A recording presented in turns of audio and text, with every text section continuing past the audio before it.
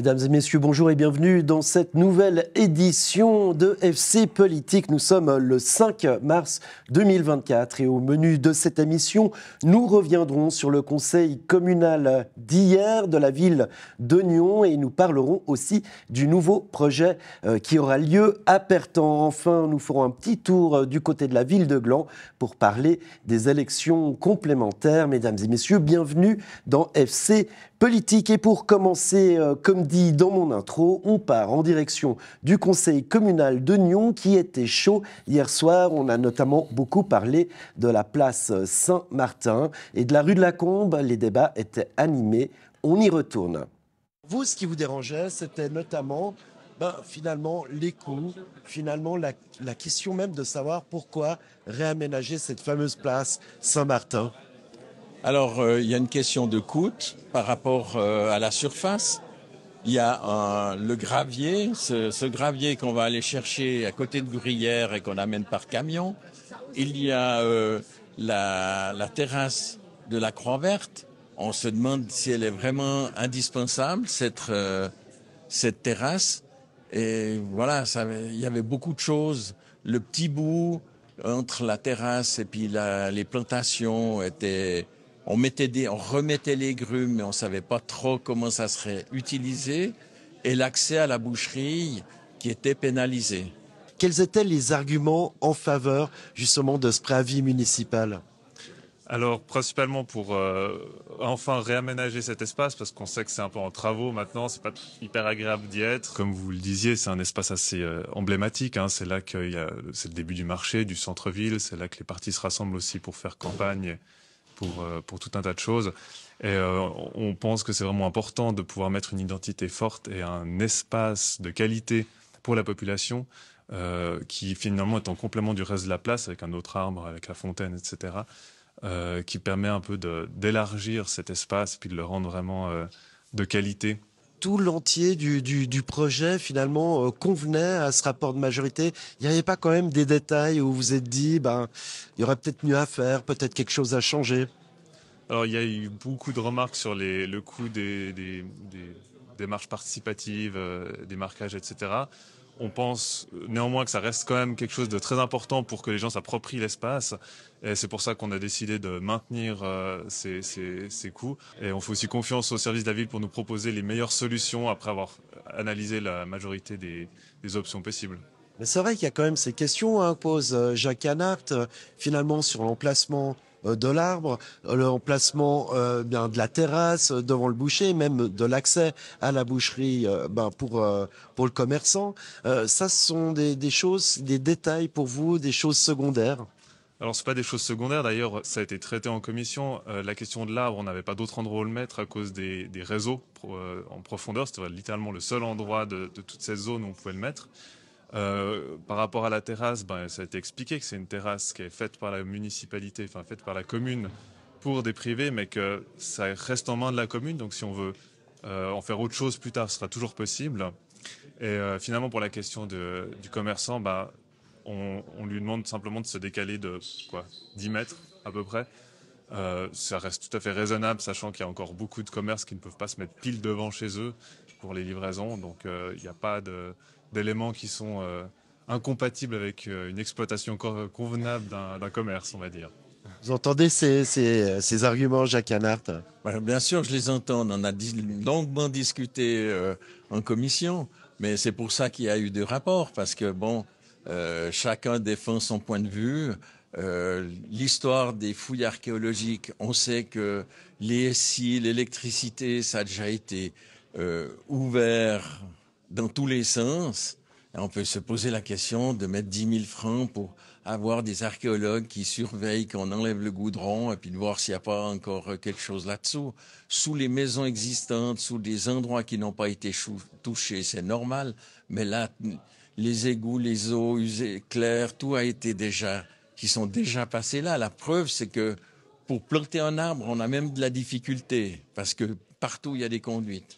Donc, de nouveau, c'est un point de plus où on peut se poser la question de la nécessité de ce budget. Dernier élément qui est à prendre en compte, c'est une thématique transversale à ce conseil, c'est celui de la mobilité, hein, avec ce prolongement sur la rue de la Combe. La mobilité, on en a parlé à peu près dans tous les sujets de ce conseil, avec notamment en toile de fond, comme je le disais, l'abandon de la RDU, en tout cas pour les préavis qui ont été évoqués, même pour des interpellations, des remarques en rapport avec le conseil. On attend les comptages de la municipalité qui vont tomber en juin, mais cette question de la mobilité, elle ressurgit même dans un préavis comme celui-ci, sur cette place, avec, comme je le disais, le prolongement dans la rue de la Combe. On va terminer là-dessus avec vos deux avis. Allez, commençons par vous, Frédéric Rast. C'était la solution que la municipalité a proposée, était un peu la solution minimale, on va dire, de juste déplacer les places de sens, bouger les places de sens. Notre avis aurait été que ça aurait été plus simple de les enlever et de mettre des places vélo pour vraiment permettre une circulation correcte.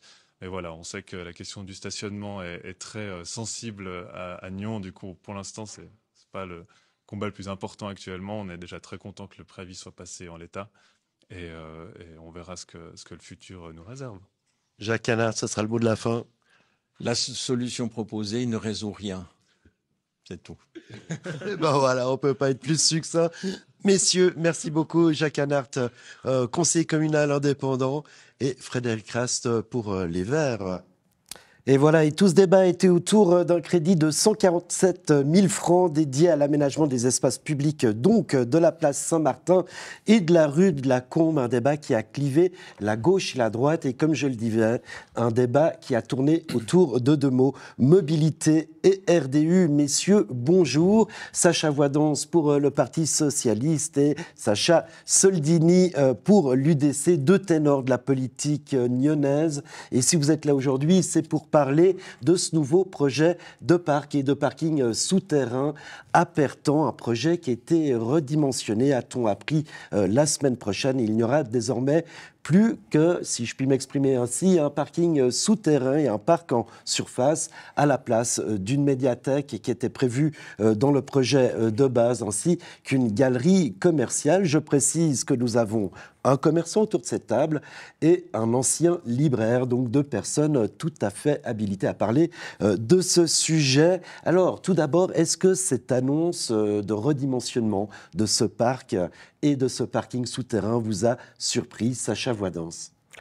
Surpris, non, je ne peux pas dire que ça m'ait surpris que la municipalité, parce qu'elle l'a prouvé auparavant, quand le principe de réalité revient à elle sur certains points, en l'occurrence, là, c'était surtout l'inventaire des sites fédéraux qui a revu la note être augmenté pour une des parties de Pertan, et puis la nouvelle loi sur les arbres amène la municipalité à revoir un projet qui a été ficelé il y a de nombreuses années. Donc je pense que c'est une bonne chose et une bonne action de la municipalité de pouvoir ajuster ses projets par rapport aux principes de réalité et de l'avancée de la vie quotidienne. Sacha Soldini, j'ai l'impression qu'on fait un peu un retour en arrière, on revient au projet de base. Bonjour, merci pour l'invitation. Alors effectivement, l'annonce d'aller de l'avant malgré les problématiques rencontrées par le projet, j'ai vu ça d'un très bon œil. Et puis j'ai envie de dire, enfin, in fine, on revient au projet initialement imaginé dans les années 70 par un certain Fritz Raymond à Nyon, faire un parking souterrain avec un parc en surface pour retrouver une grande place de verdure au centre-ville de Nyon. Et je pense que ça, c'est bénéfique pour tout le monde. On aura le moyen d'enterrer ces voitures. Je serais même d'avis qu'on pourrait imaginer faire quelques places supplémentaires. On sait qu'aujourd'hui, si on se met à creuser, ça serait peut-être l'opportunité de passer peut-être à 600 places. Pourquoi ? Eh bien parce qu'on voit qu'à Nyon, on a depuis pas mal d'années supprimé des places de parc. On avait une opportunité qui a été évoquée de faire un parking souterrain à la Morache, quartier de la Morache. Ça avait été balayé par le conseil communal. On avait l'opportunité de faire un parking souterrain à Martinez. Ce projet tombe aussi à l'eau. Le parking du château est transformé en terrasse pour les beaux jours, mais en hiver, ça reste quand même du gravier impraticable pour les véhicules et ça supprime encore un certain nombre de places. Plus toutes les places en voirie qui sont petit à petit à dose homéopathique supprimées au profit de rack à vélo, par exemple. Je pense qu'on devra retrouver une capacité de parking de véhicules en centre-ville. Pourquoi ? Pour donner simplement l'opportunité à tous les gens du district qui veulent se rendre en centre-ville de Nyon de trouver facilement une place de parc, pouvoir profiter des commerces et de l'attractivité, on va dire, culturelle et commerciale de la ville d'Oignon, sans devoir tourner en rond pour trouver une place, ou simplement, on sait très bien que maintenant, quand on met des barrières à la mobilité individuelle, les gens ont l'opportunité de s'arrêter un peu plus loin. Porte d'Oignon, Ciné-Centre, Chavannes-de-Bogie pour certains. Donc c'est des centres commerciaux qui ont tout compris, qui ont un énorme parking. Ils font même de la pub sur les bus TPN pour dire « venez chez nous il y a de la place ». Donc il faut qu'on fasse très attention à nos commerçants, au dynamisme et à l'attractivité du centre-ville. Donc je vois ça d'un très très bon œil. On va enfin avancer et pour ce qui est de la galerie commerciale, malheureusement, c'est un petit peu le bémol, c'est que ce projet soit abandonné dans le projet. Dans le projet final. Et pour la médiathèque, on a appris qu'il y aurait un deuxième projet du côté de Martinez, on va dire plus conséquent, et qui va certainement plaire à toutes les personnes qui attendent cette médiathèque. Ben voilà, vous avez décliné les 3 principaux thèmes. Sacha Voidance, on va revenir sur ce projet de galerie commerciale, cher ou pas peut-être au cœur des commerçants oignonnais. On va revenir sur ce projet de médiathèque. Mais tout d'abord, ce que nous dit Sacha Soldini, c'est qu'il faut augmenter finalement le nombre de places, creuser, voire peut-être un étage supplémentaire. Au moins maintenir tout ce qu'on enlève, pas forcément augmenter, mais en augmentant le parking, on rattrape un petit peu tout ce qu'on a enlevé ces dernières années. Voilà. Bon, il faut redire, déjà, je suis toujours un peu surpris quand on se réjouit de revenir à un projet des années 70, tout en regrettant que ce ne soit pas le projet qui vient d'être accepté avec la galerie commerciale qui puisse continuer. Je pense qu'il y a une petite contradiction. Sur les places de parc, le projet était clair depuis le début. Il y avait ces 450 places qui vont être mises en sous-sol. Et puis, après, on connaît le discours et l'argumentaire des commerçants, qui a déjà été servi, notamment aussi pour l'extension des horaires des commerces il y a quelques années, qui est de dire il faut de plus en plus de places contre toutes les études qui ont été faites, qui montrent que là où on enlève la place, mais qu'on n'interdit pas évidemment l'accès au centre-ville, mais qu'on réduit la place et qu'on repartage l'espace public pour à la fois les citoyennes et les citoyens, mais également pour d'autres types de mobilité, eh bien, il y avait une influence bénéfique sur les commerces. Il n'a jamais été question d'interdire le centre-ville et à Pertan de se garer. Donc j'entends ce qui est dit. Après, c'est une volonté politique que la municipalité a également d'enterrer ces places. Et je pense que c'est ça qui est important, c'est ça qui ressortait aussi des démarches participatives. Voilà ce que j'aurais à dire. Oui, mais ce que nous dit Sacha Soldini, c'est finalement qu'il y a une politique un peu de rétrécir le nombre de places de parking en surface. Là, ce projet prévoit 450 places, c'est une pour une entre le parking en surface et ce qui devrait être enterré. Ce que nous dit Sacha Soldini, c'est continuons, creusons un peu plus et augmentons cette capacité de ce parking souterrain. Oui, bien sûr, il y en a qui en veulent 1000 et puis il y en a qui en voudront 0. C'est sûr qu'il y a toutes les sensibilités dans une ville. Ça ne redynamiserait pas le commerce lyonnais d'augmenter la capacité du parking? Toutes les études justement sérieuses sur le sujet disent que c'est en repartageant l'espace public, en laissant plus de place aux personnes, qu'on pourra qui pourra bénéficier notamment au commerce. On n'est pas... donc c'est ça vraiment, et on parle de repartage de l'espace public. La municipalité a ficelé un compromis il y a quelques années qui a convenu à tout le monde, qui a emporté l'adhésion du conseil, qui était issu de démarches participatives. Le nombre de 450 enterrés, plus des places de voirie qui vont être justement supprimées aussi dans les abords. Ça a été connu depuis le début et c'est une volonté de la municipalité d'améliorer les espaces publics. Voilà. Sacha Soldini, il y a aussi eu un texte qui a été lu au Conseil hier du conseiller Joël Vetter qui disait finalement il y a déjà un parking qui est sous-occupé, c'est le parking de la gare. Pourquoi la municipalité n'achèterait-elle pas ce parking? Qu'est-ce que vous en pensez? Oui, écoutez, je vais juste revenir sur une chose. Alors, je ne me réjouis pas que le projet Pleine Terre ait été abandonné au profit du nouveau projet redimensionné. Je me réjouis qu'on avance, en fait. C'est ça qui est important, parce que la municipalité aurait très bien pu, comme ça a été dit, prendre la décision de faire recours par rapport au classement architectural ou patrimonial. Elle ne l'a pas fait, certainement avec un grand risque de perdre ce recours. Donc, c'est très bien que ça avance. Maintenant, pour le nombre de places en ville par rapport... Alors, M. Voidance nous explique que beaucoup d'études ont été faites sur le fait que si on supprime des voitures, ça ne péjore pas le commerce. Je ne suis pas forcément de cet avis. D'abord, je suis commerçant, donc je peux tout à fait vous dire qu'un client sur 2 chez moi vient en voiture. Un client sur 2 vient en voiture. Il y a des clients qui viennent en vélo. très bien, il y a aussi la place pour les vélos. J'ai la chance d'avoir 2 places de parc devant mon commerce.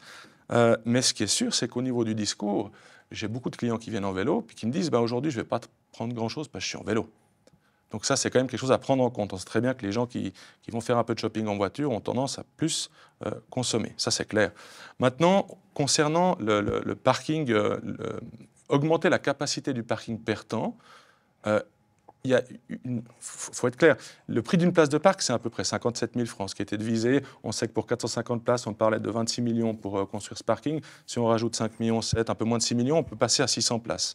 600 places, ça veut dire que ça ne sera pas que des places réservées pour les gens du district, ça peut être aussi des places pour des gens et des familles qui habitent en centre-ville et qui ont besoin d'un véhicule pour leur mobilité de tous les jours ou pour les loisirs ou simplement pour les week-ends, mais qui ont besoin d'avoir un véhicule.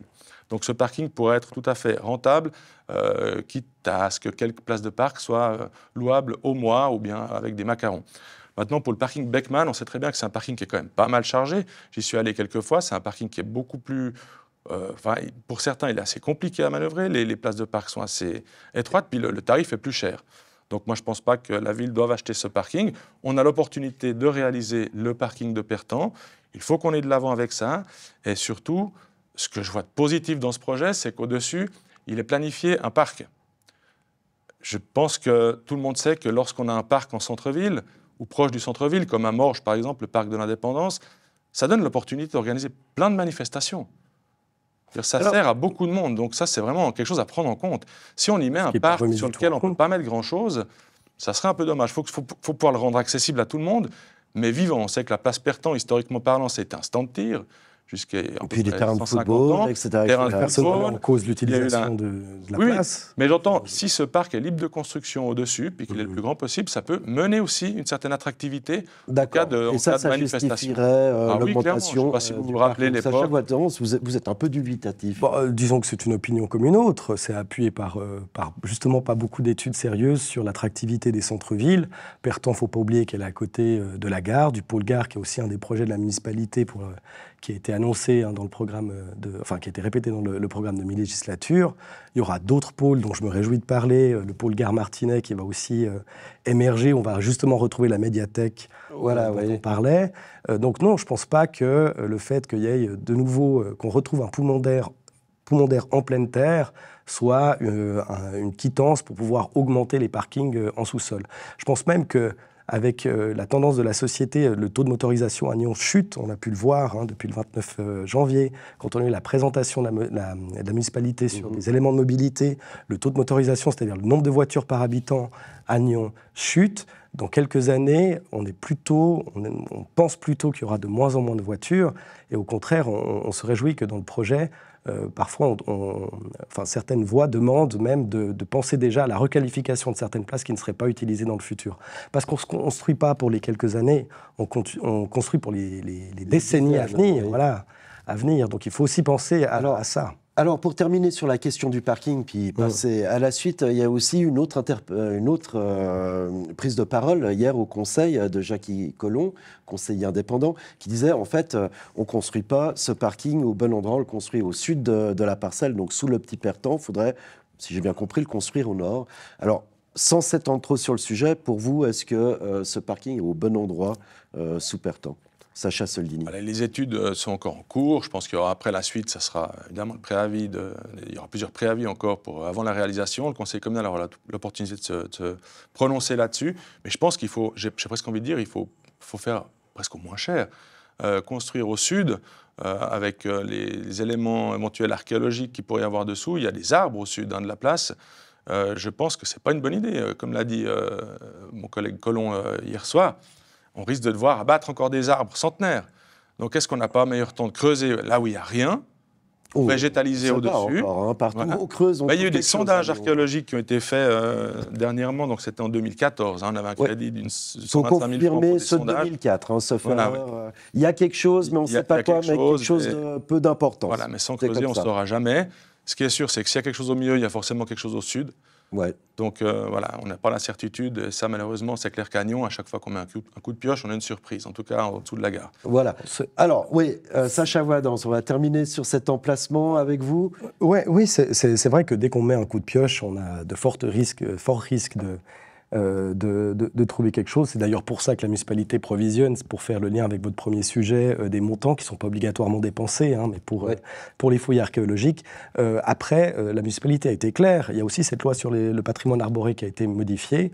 Je pense en effet que les arbres vont pas être démolis. Par contre, je trouve que qu'on doit laisser les études se faire pour voir où est le meilleur parc, tout en permettant, et c'était ça qui était très important dans les démarches participatives et voulues par les citoyens, c'est d'avoir ce parc en pleine terre qui soit possible et réalisé. Voilà, alors on va y venir. Et justement, il y avait aussi ce projet de galerie commerciale. Il était censé attirer un peu les chalands au centre-ville pour qu'ensuite ils aillent sur les commerces du centre-ville. Ça a été abandonné. On sent quand même qu'il y a peut-être un défaut de partenaire fiable au vu de la situation des gros commerces, des gros groupes. Sacha Soldini, cet abandon de galerie commerciale, pour vous, quelque part, est-ce que ce n'est pas une opportunité pour le commerce local ou est-ce que c'est un malus et ça va justement ne pas attirer le chaland au centre-ville nyonnais? Non, je pense qu'il y a deux choses à prendre en compte. Alors évidemment, c'est un petit peu dommage d'avoir abandonné ce projet de galerie. Ça attire toujours du monde. On sait très bien que le centre-ville de Nyon a de plus en plus de peine au niveau des petits commerçants, du commerce de détail, parce qu'on voit qu'il y a de plus en plus d'arcades qui changent de main, qui sont vides actuellement même dans les centres commerciaux. Donc, une chose qui est sûre, c'est que le monde attire le monde. Ça, c'est clairement démontré. Si demain, vous fermez le centre commercial de la Combe, vous imaginez la désertification du centre-ville. Donc, je pense que oui, plus il y a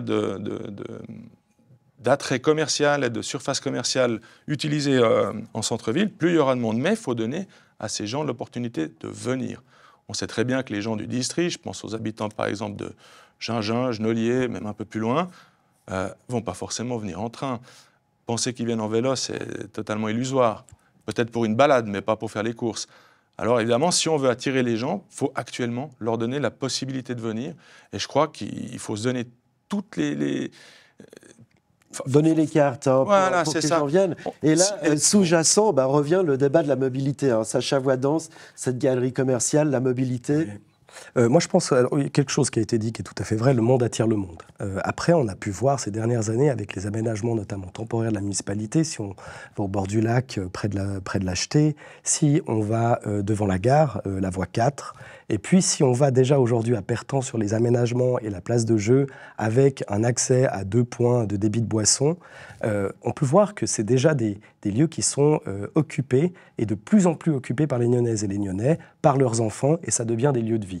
Alors après, nous, on n'était pas forcément attachés à cette galerie commerciale. Elle faisait aussi partie du compromis qui avait été trouvé par la municipalité pour faire accepter ce projet et qu'il y ait un consensus derrière. Maintenant qu'elle soit déplacée, je dois dire que ce n'est pas le point principal. Encore une fois, le point principal, c'est la réappropriation de cet espace public. Et on voit aussi que sans, on va dire, offre commerciale tonitruante, on arrive à attirer du monde. Et je ne me fais pas de souci que ce parc va également être utilisé. Puis après, pour ce qui est de Genolier, j'ai habité pendant plusieurs années, plus d'une décennie à Genolier, à 1 kilomètre de la gare. Aujourd'hui, on a des cadences à 15 minutes depuis Genolier. C'est vrai que c'est quand même quelque chose d'assez formidable de pouvoir rejoindre Nyon aussi facilement, bien plus qu'il y a 20 ans. Voilà. Alors, Sacha Voidance, Sacha Soldini, avant de poursuivre le débat, je vous propose d'écouter justement, puisqu'on parle de mobilité, la municipale Stéphanie Schmutz, qui était sur notre plateau la semaine passée pour un débat consacré à la mobilité. On est dans un territoire qui est très concentré entre le lac, justement cette autoroute, des terres agricoles juste au nord de la ville de Nyon. On n'a pas la possibilité de développer comme ça des infrastructures routières, du reste qu'on ne veut plus développer. On a quand même vécu une période qui était tout voiture. Donc on a fait des axes larges pour que les voitures circulent bien, qu'il n'y ait pas de bouchons, qu'il y ait de la place pour tous. Mais on a oublié les usagers qui étaient les vélos et les piétons tout particulièrement.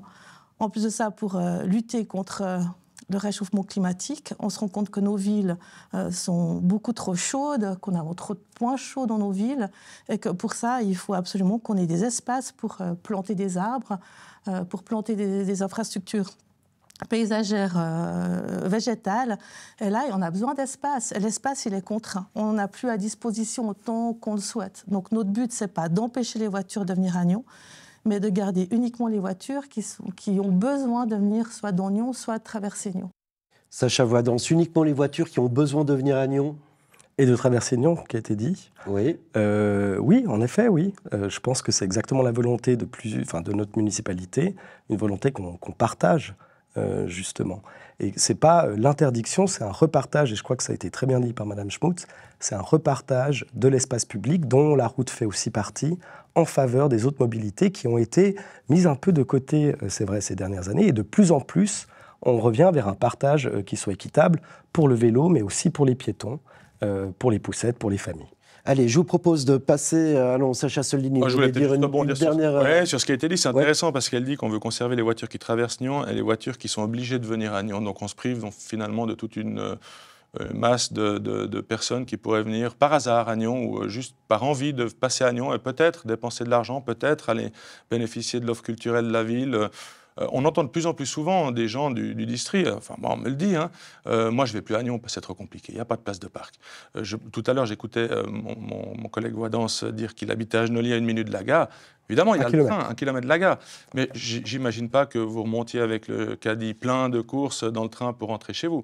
Donc je ne sais pas où vous alliez faire les courses lorsque vous étiez à 1 kilomètre de la gare de Genolier, mais je pense que c'était plutôt du côté de Ciné-Centre. Voilà, on a en tout cas une version très commerçante du côté de Sacha Soldini. Je vous propose d'aller en surface et puis de parler de ce parc et surtout de la médiathèque qui a été déplacée, qui serait déplacée dans le futur projet Martinet-Gare. On a quand même l'impression qu'avec cette façon de faire, la municipalité a quand même réussi à rendre ce projet acceptable des deux côtés. Parce que d'un côté, on garde ce parking, on crée un parc en surface, et de l'autre, on contente aussi la gauche et tous les milieux culturels en projetant un grand pôle culturel du côté du Martinet. Sacha Voidance.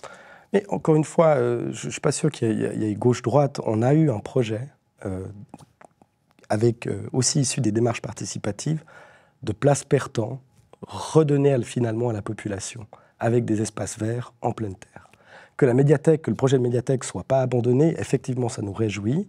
Et effectivement, ce nouveau pôle Martinet, avec l'ajout de la médiathèque, apparaît de plus en plus attractif. Et on se réjouit de voir les prochaines études et les prochaines étapes. Alors, il va falloir trouver de l'argent, parce que cette médiathèque était devisée environ 7,5 millions de francs. Ça devait être notamment les rentrées du parking et du droit de superficie, sauf erreur, du centre commercial qui devait payer ça. Alors maintenant, comment on trouve de l'argent? Sacha Soldini, à droite, on demande souvent à la municipalité d'économiser. J'imagine que Sacha Voidance dira c'est un investissement, allons-y. Vous, est-ce que vous y voyez des warnings, comme on dit? Non, mais dans un projet, dans le cadre du financement de pleine terre, évidemment, c'était le parking qui payait une partie des infrastructures, à savoir les espaces rues et puis le parc du dessus. Mais je crois que si on a un parking, c'est quand même des sous qui rentrent dans les caisses de la commune, quelque part. Tout à l'heure, vous avez parlé de la médiathèque. Moi, je vois aussi ça d'un très bon œil. Je pense que le parking en lui-même, le projet parking, peu importe le nombre de places, 450 ou 600, je crois qu'effectivement, ce n'est pas une problématique gauche-droite. Tant nos collègues socialistes, et si vous entendez Mme Schmutz, elle a dit clairement dernièrement que les études, la démarche participative plébiscitait un parc et un parking. Finalement, dans l'hémicycle politique, à part les Verts qui veulent supprimer toutes les places de parc, je crois qu'on est tous d'accord à s'entendre que pour faire vivre le centre-ville de Nyon, on doit quand même maintenir des places de parc en centre-ville. Il y a quelque chose qui a été dit de manière assez jolie au niveau des projets de parking à Yverdon. Ce n'est pas parce qu'on veut sauver les poumons qu'il faut tuer le cœur. Et voilà. Si je peux rebondir, voilà, je ne pense pas que ce soit 450 ou 600, c'est bien 450 selon le projet. Je ne vais pas parler pour les Verts, mais en tout cas, en plateforme, on avait misé sur ce projet de plateforme qu'on avait mis dans notre programme. Après, il est naturel alors d'autant plus chez les Verts, mais qu'on puisse remettre en question et re-questionner finalement ces besoins de parking, ça ne nous choque pas du tout. Voilà. Alors, je vous propose de passer à la dernière thématique qui a fait ce redimensionnement de parking. C'est notamment le côté vieille pierre du patrimoine construit de la ville de Nyon qui a fait que le projet était aussi redimensionné et le patrimoine arboré. Sacha Soldini, on sait que vous êtes attaché justement à ce patrimoine construit. Je suis un peu surpris qu'on ait pris la mesure de ce patrimoine que maintenant. Qu'est-ce que vous en pensez ? Écoutez, ça, de toute façon, ça avait déjà été évoqué lors des précédentes discussions. Hein. Alors, ce qui a essentiellement, au niveau du patrimoine bâti de la place, c'est sur le Petit Pertan, le fameux mur en pierre sur lequel vous avez encore les anneaux qui servaient à accrocher le bétail pour les ventes de bétail à l'époque, les escaliers, et puis les arbres maintenant au-dessus. Moi, je vois ça d'un très bon œil. Si on peut conserver ces choses, je pense qu'il faut conserver un maximum de notre passé historique. Tout ce qu'on peut maintenir en place, c'est bon pour les générations futures, pour notre histoire. Il ne faut pas oublier que la salle communale aussi doit être mise en valeur. C'est quand même un bâtiment qui date des années 30, qui était quand même assez visionnaire pour l'époque au niveau de l'architecture. Des grandes choses s'y sont déroulées. Hein. Il y a eu la conférence sur la Méditerranée en 1937, sauf erreur, qui s'est déroulée dans cette salle communale. Donc tout ce qu'on peut maintenir comme patrimoine, il faut vraiment essayer de tout mettre en œuvre pour y arriver. Maintenant, au niveau des fouilles archéologiques, il est certain qu'on va trouver quelque chose sous le parking Pertan. On sait très bien que si ce n'est pas d'importance nationale, c'est documenté, photographié, peut-être même sauvegardé au niveau des objets et de certaines et on reconstruit éléments dessus. de maçonnerie, et on reconstruit dessus, comme ça a été le cas pour l'Aqueduc du côté de Petite Prairie. Alors effectivement, si on trouve le théâtre romain sous Pertan, je pense qu'on aura l'occasion de se revoir sur ce plateau pour rediscuter de la suite. Voilà, Sacha Voindant sur ce patrimoine bâti et puis ce patrimoine arboricole. Oui, Arboricole. oui, je suis... Arboré. Maintenant, il y a des dispositions pour le sauvegarder. Sauvegardons-le. Je pense que ce n'est pas un apanage, justement, d'un parti ou d'un autre de préserver le patrimoine. Hein. Je me souviens qu'on a eu il y a quelque temps, c'était avec Mme Bertholin et M. Farine, sauf erreur, qui avaient interrogé sur la conservation de certains bâtiments d'architecture. De l'architecte, j'ai plus le nom de l'architecte en tête, qui était plutôt vers la parcelle Usterie, qui n'avait pas été partagée par tout le Conseil, mais en tout cas la gauche s'était battue pour pouvoir le conserver. Je pense que c'est une très bonne chose. Je sais pas. Des villas, les villas ouvrières qu'il y avait du côté de... Voilà. Et maintenant, alors, il y a une question de timing. Hein. La municipalité revient avec un projet en octobre prochain. C'est ça, un projet définitif. Ce parking et ce parc et tout ça, enfin tout le projet devait être construit à l'horizon 2030. Sauf erreur pour le parking, c'était 2027. Est-ce que vous pensez qu'on pourra maintenir ce timing? Parce que ça semble important. Sacha Soldini. Sans embûche, techniquement, c'est réalisable. Maintenant, vous savez qu'on est à Nyon, on est en centre-ville, et puis je pense qu'il faut s'attendre à tout. Sacha Voindant. Je n'ai pas de raison de douter des compétences de la municipalité quand ils annoncent des délais. Oui, on va voir. En tout cas, il y a toute une partie qui a été ôtée et de ce qui se dit, c'est que ça pourrait accélérer certains pans du projet. Et puis aussi... Je ne mets pas en doute les compétences de la municipalité à gérer le projet, je mets en doute les éventuelles oppositions et les éventuelles découvertes sur site. Ok, et puis sur le budget, alors au total, le premier projet Pleine Terre était devisé à 63 millions de francs. Et ben là, il coûtera moins cher, si je comprends bien. C'est ça? C'est ce qui pourrait arriver, Sacha Soldini? Alors oui, ça sera certainement un peu moins cher. Alors après, on peut aussi imaginer un éventuel partenariat public-privé pour un parking dans lequel la ville de Nyon serait actionnaire d'une société, comme c'est le cas pour le parking de la Duche, par exemple.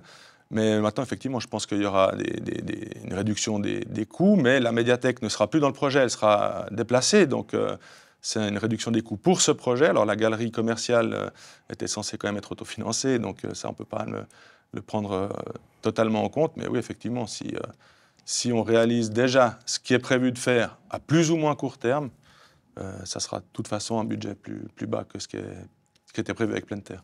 Sacha Voindant. Oui, certainement moins cher. Après, je pense que, de nouveau, c'est un peu un fantasme de faire des partenariats publics-privés, parce que ça ne nous affranchit pas de notre de notre dette. Et puis, en plus, si on veut conserver la maîtrise, parce que là-dedans, ce qui serait intéressant, ce serait quand même l'exploitation du parking, et on veut conserver la maîtrise de cet ouvrage et engranger les recettes, donc un partenariat, de toute façon, ne paraît pas souhaitable ni souhaité. Eh bien, Sacha Soldini, Sacha Voindant, merci beaucoup d'avoir exprimé vos opinions. Je vous propose de partir sur la seconde ville du district de Nyon, où il y a une élection complémentaire, une élection complémentaire à la municipalité. Et le tirage au sort du second tour a eu lieu aujourd'hui. Sans surprise, il y aura donc une triangulaire entre Aymara Buffa de l'UDC, Yves Froidevaux du PS et Jérôme Frachebourg des Gens de Gland. Et tous ont des enjeux, puisque pour l'UDC, il s'agira de confirmer la place de sa candidate dans le paysage glandois. Pour Yves Froidevaux, il doit reconquérir le siège perdu en 2021 par la gauche. Et s'il échoue, d'autres candidats pourraient le remplacer lors des prochaines élections générales de 2026. Enfin, pour Jérôme Frachebourg, il a pour mission de garder le siège dévolu au GDG en évitant que les voix de l'UDC effritent son résultat. Il y a une inconnue là-dedans. C'est la position du PLR, le PLR qui a certainement pas envie que le GDG poursuive son hégémonie en ville de Gland avec 5 sièges possibles. Il a envie de garder donc le PLR ces 2 sièges et éventuellement de soutenir Yves Froidevaux pour que tous les partis principaux soient représentés dans cette municipalité. Voilà, on en saura plus prochainement. Le résultat de cette élection sera connu le 24 mars prochain et un débat sera organisé dans FC Politique le 12 mars prochain. C'est mardi prochain. Voilà, on arrive au terme de cette émission. Je rappelle que Fais voir ta région de ce mercredi est aussi consacré à Pertan avec Andrea Braslopo et Alexandre Caper. Ils donneront la parole à l'association Pertan US-Story et à Pro Novio Duno. Voilà, c'était tout pour cette édition de FC Politique. On se retrouve donc la semaine prochaine pour ce grand débat. Messieurs, merci beaucoup d'avoir participé à cette émission et à la semaine prochaine.